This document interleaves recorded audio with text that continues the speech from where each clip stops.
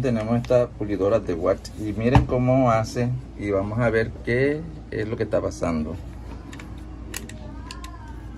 Perdón.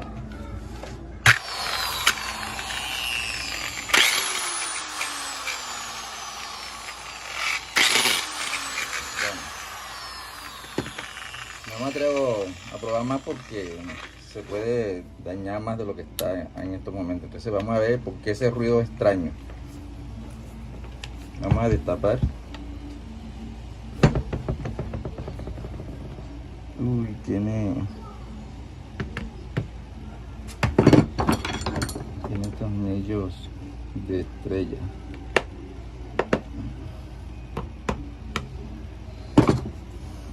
Bueno, aquí estamos ya, por fin terminamos de soltar aquí los tornillos.